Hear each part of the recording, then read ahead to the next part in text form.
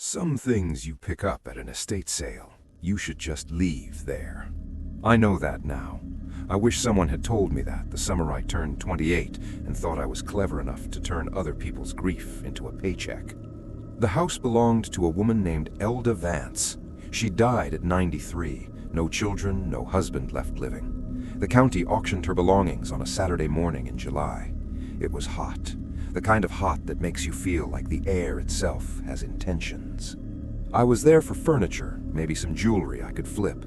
I was not there for the painting, but the painting had other ideas. It was leaning against the back wall of the parlor, half hidden behind a rolled-up rug. Oil on canvas, maybe 2 feet by 3. A woman seated in a high-backed wooden chair, wearing a black dress with a lace collar, her hands folded in her lap. Her face was, and I want to choose this word carefully, knowing. Not smiling, not frowning, just knowing. Like she had already heard everything you were ever going to say and had decided what she thought of you long before you opened your mouth. Nobody bid on it. I got it for $11. My apartment at the time was a 1-bedroom on the 3rd floor of a building that smelled like old carpet and someone else's cooking. I hung the painting on the wall across from my bed because it was the biggest blank wall I had, and also, if I'm being honest, because I found it oddly beautiful. There was something about the brushwork in her eyes, a depth that didn't feel painted, it felt carved. The first night, I woke at 3 a.m. for no reason I could name, not a noise, not a dream, just awake completely, the way you get when something is wrong. I lay there in the dark for a moment, then turned my head. The woman in the painting was looking at me. I mean, the eyes were painted to look forward, and I was in front of it, so of course they were pointed in my direction. I told myself that. I kept telling myself that for 3 more nights. But on the 4th night, I moved a lamp. I shifted it from the left side of my nightstand to the right, just because the light was bothering my eyes when I read. I fell asleep, woke at 3 a.m. again, looked at the painting. She was looking at the lamp. I'm telling you that the eyes in that painting had moved. I don't have another explanation for it. I sat up in bed for a long time, not moving, not breathing much, just staring at this painted woman who was staring at my lamp. And then slowly, so slowly I was not sure I was really seeing it, the eyes drifted back toward me. I took the painting down the next morning. I wrapped it in a trash bag and put it in my car. I was going to throw it away. I drove 3 blocks before I turned around and brought it back up to my apartment. I don't know why. I've thought about that a lot. Something about leaving it felt wrong, more wrong than keeping it. Over the next 2 weeks, I started finding things moved. Nothing dramatic at first. A book I'd left on the coffee table, now on the kitchen counter. My keys, which I always hang by the door, found on the bathroom sink. Small displacements, the kind your brain really wants to explain as forgetfulness.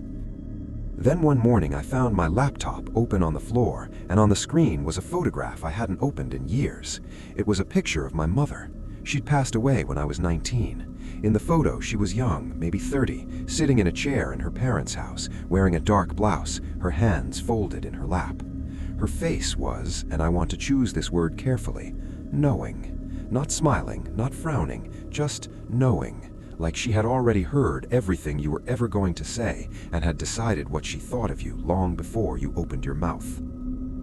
I called my aunt that day, my mother's sister. I described the painting to her and asked if our family had ever owned anything like it. She went quiet for a long time. Then she said, very quietly, "Your grandmother had a painting like that. She said it was a portrait of an ancestor. She burned it before she died. She said it wasn't safe to pass down." I asked why. My aunt said, "She told me the woman in it was always watching for someone in the family to come home." I got rid of the painting that afternoon, left it on the curb. Someone took it within an hour. I never found out who. And some nights, even now, even 6 years later, I wake at 3 a.m. for no reason I can name, and I feel something looking at me from the wall where that painting used to hang. Nothing there, just shadow, just darkness. But the feeling doesn't leave until morning. I've worked night security for 11 years. Museums, galleries, office buildings, warehouses. You hear a lot of stories in this line of work, most of them rubbish. Men trying to explain why they ran from a dark corridor, or why they called in sick 3 days in a row. I never used to be one of those men. I was assigned to Hartfield Gallery in November of 2019, a small private gallery, the kind wealthy collectors pay to have their pieces exhibited between sales. Quiet clientele, quiet building. 5 rooms on 2 floors, about 80 paintings total at any given time. My job was to walk the rooms every 45 minutes and make sure nothing was disturbed. Room 7 was at the end of the 2nd floor corridor. It was the smallest room in the building, almost an afterthought, maybe 15 feet square, low ceiling, single overhead light that buzzed slightly no matter how many times maintenance changed the bulb. In room 7, there was one painting. It had no title on the placard, just a name, untitled, circa 1887, and a note that said it was on loan from a private collection and not for sale. The painting was a portrait of a man, tall, thin, dressed in the style of the Victorian era, standing in what appeared to be a dim hallway.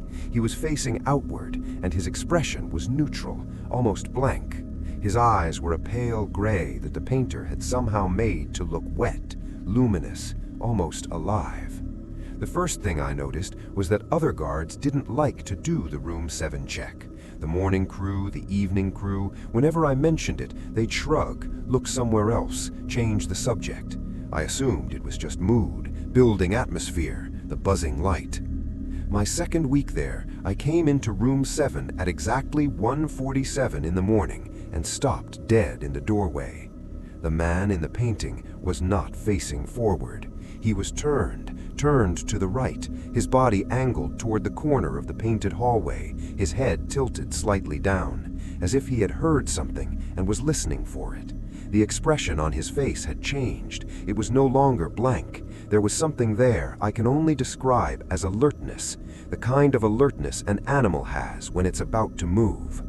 I have the photographs on my phone to this day. I took them immediately, my hands shaking so badly. The first 2 are blurred, but the third is clear.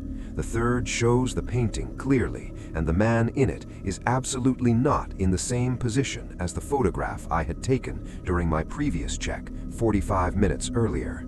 I reported it. I showed the photographs to the gallery manager, a man named Fergus, who had worked with private collections for 30 years. He looked at my photographs for a very long time without speaking. Then he told me to go home for the night, that he would handle it, that the painting would be reviewed in the morning. When I came back the next evening for my shift, room 7 was locked. A small typed card on the door read, "Temporarily unavailable." I never saw the inside of that room again for the remainder of my time at Hartfield. But that's not the part that still keeps me awake. The part that keeps me awake is what happened at the end of my shift the night I saw the painting move. I was downstairs in the security booth writing my incident report, trying to keep my handwriting steady. The closed-circuit camera cycled through all 5 rooms on the monitor in front of me. At 3:09 a.m., room 7's camera showed a normal, empty room. The painting was on the wall. The man in it was facing forward again, and he was looking directly at the lens. Not the direction of the camera, not the general vicinity of the camera. His eyes were on the lens, directly, precisely, deliberately, on the lens, as if he knew he was being watched, as if he had always known. I handed in my resignation 3 days later. I've worked 4 different jobs since then. I still check every room I enter before I turn off the light. I still don't love paintings of people, and I have never, not once in 5 years, been inside a room that has only one way out. My father collected things. That's the gentlest way I know to say it. Not hoarding, not quite. He was organized in his way, cataloged, deliberate. But the house he died in had 19 rooms, and every one of them was full. When he passed in October of last year, it fell to me to go through it all. I'm an only child. My mother has been out of the picture since I was 8. It was just me, a rented cargo van, and 47 years of my father's acquisitions. I found the painting in the basement. It was wrapped in brown paper and tied with twine and pushed behind a row of filing cabinets that hadn't been opened in what looked like decades. The paper had yellowed and was soft with age. Someone had written on it in black marker, but the ink had faded until it was nearly illegible. I could only make out a few letters, D-O, and then something, and then N-O-T. Do not. That was the beginning of whatever was written there. I unwrapped it anyway. The painting was of a child, a boy, maybe 6 or 7 years old, painted in a style I'd later learn was consistent with American folk art from the early 1900s. He was wearing a white shirt and dark trousers, sitting on a wooden floor, his legs folded, his hands resting on his knees. His face was round and pale, and his eyes were very dark, almost black, and very large. He was not smiling. He was not frowning. He had the expression of someone who has been waiting for a very long time and is simply waiting still. I set it against the wall and went back to sorting boxes. That night, I slept in my father's old study on a cot I'd brought with me. The basement was directly below.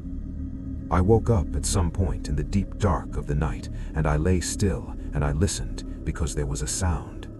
Not loud, not dramatic, just a soft, rhythmic sound from below me, like small knuckles tapping on a hollow wooden floor. Tap, tap, tap. I told myself it was pipes. Old houses talk. I know that. I have always known that. I have never been the kind of person who is afraid of the dark. I closed my eyes and I went back to sleep, or I tried, and the tapping stopped eventually, and I convinced myself it was nothing. The next morning, I went down to the basement to continue sorting. The painting had moved. It had been leaning against the far wall, facing outward. Now it was on the floor in the center of the room, face up, facing the ceiling, facing me as I came down the stairs. The boy's dark eyes looked straight up at the staircase, straight up at whoever would be coming down. I picked it up with both hands and I carried it upstairs and I put it in the back of the cargo van.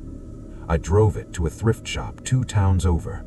The woman at the counter looked at it for a moment. Then she looked at me and she said, "Where did you get this?" I said it was an inheritance. She nodded slowly. She said, "We had one like this in here 6 months ago. A man brought it in, said he found it in his attic and it gave him the creeps.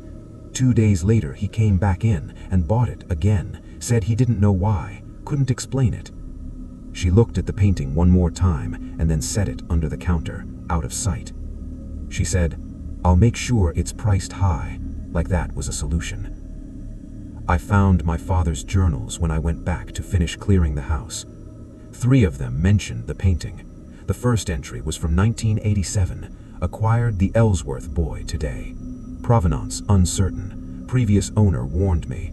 We'll keep it in the basement, away from the living spaces, as instructed. The second entry, 2 weeks later. It's been moved twice now. I haven't moved it, keeping the basement locked. The third entry was from 1991, and it was just 6 words. Do not open the package. Repeat. My father knew. He kept the painting in that basement for over 30 years, locked away, wrapped up, warning written on the paper, and he never threw it out. I've thought about that a lot. I think he was afraid to. I think he believed that if he got rid of it the wrong way, something would follow it back. I haven't heard from the thrift shop. I've thought about calling. Some nights I get close to picking up the phone, but I never do. Because the honest truth is that I don't want to know where the painting is now. I don't want to know if it's moved again. I don't want to know whose walls it's watching from. Some things you just have to let go of, even when they might not let go of you. 3 men, 3 paintings, 3 stories that none of us asked for and none of us can fully explain. If you think there's a rational answer to all of this, I used to think that too. But there are some things that stare back at you from the dark, and no amount of logic makes them look away. Sleep well tonight, and whatever you do, don't look too long at any painting that looks back.